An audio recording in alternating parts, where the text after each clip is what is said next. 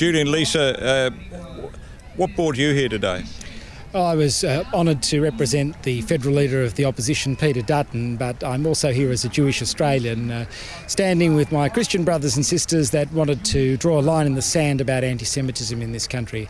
I've so often stood up for the rights of Christians around the world to exercise their faith free of discrimination. It was wonderful to see so many Christian Australians here, particularly calling for Jewish Australians in this country to continue to do what they've been able to do since the days of the First Fleet, that is, practice their faith and be free and safe in this wonderful country. I was very impressed with what Ayaan Hirsi Ali said when I was at an event in London with her, where she said, "We must stand by Israel, no ifs, no buts." I think she's right about that. I mean, we are the canary in the coal mine as Jewish Australians in that sense, and Israel is the canary in the coal mine there because it's part of the broader Western, alliance, as it were. And where we are at the moment is that we are seeing in too many of our streets in Western democracies around the world people trying to undermine the liberal democratic country that respects human rights in the Middle East, and that's a great tragedy. And we have to stand firm. And I've been disappointed to see our government not being completely clear-eyed and demonstrating moral clarity on standing with Israel. They've been equivocating from the start, it seems to me, and if you equivocate on this issue, then you are on the side of the bad guys. Well, I think there's a real blind spot that the foreign minister has. I call it the Wong Doctrine. Penny Wong basically decried, first it was the foreign minister where we changed the capital of Israel a year ago, which was a huge embarrassment, and the treatment of the state of Israel when we did that was terrible. Mark Dreyfus promised before the election there would be no difference between the government and the opposition in relation to Israel. And we've seen votes at the UN, we've seen UNRWA funding, and we've seen Penny Wong the day after the terrorist attack saying Israel needed to exercise restraint. We've seen continued desire to fund UNRWA even after there have been these terrible atrocities committed on the 7th of October involving people engaged in UNRWA. I think the government's got to be much more clear-eyed about where they are here. They can't have a bet each way. And then there's the failure to send a warship to the Red Sea, as our allies America requested. They seem to be under the view that that's not our patch, but what happens there surely resonates around the world. This is a ridiculous suggestion.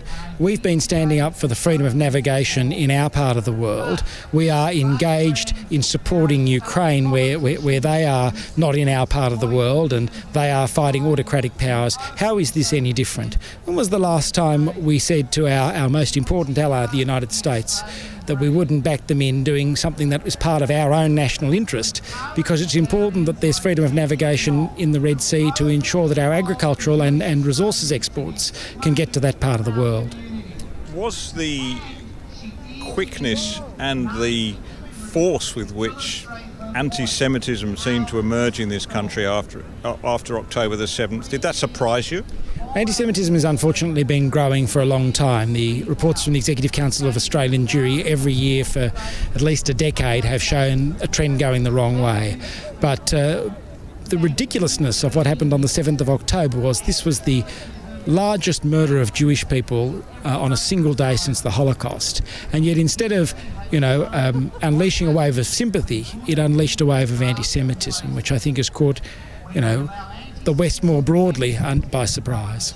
But you come face to face with this in the Parliament, don't you? Up against the Greens on the crossbenches in particular, who don't seem to have read the same news accounts as I have. No, I mean, the Greens' performance has been disgraceful. I mean, they refuse to recognise Israel's right to defend itself. And I say to the Greens, if a terrorist attack occurred in Australia and thousands of Australians were murdered, what would you expect the Australian government to do in that regard? But worse still is what we've seen from other Green parliamentarians around the country saying that Jews have tentacles and saying that they shouldn't be able to participate in the public life of this country. That's an appalling thing. And I think we've all got to put the Greens last at the next election, every major political party and the teals, because we've never seen a political party in Australia before supporting genocide in the way that the Greens have. Well, that's a a big call, but an important call, because in the past there's been some tactical alliances, if I can put it like that, or suggestions that we should preference the Greens to see off Labour.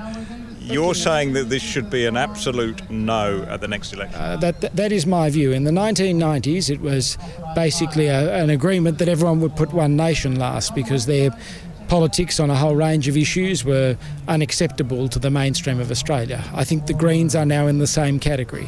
One nation for all their faults, have never called for the genocide of a people, and that's effectively what the Greens have been doing. And they've been in support of Israel on this issue? I have to acknowledge that, yes, indeed.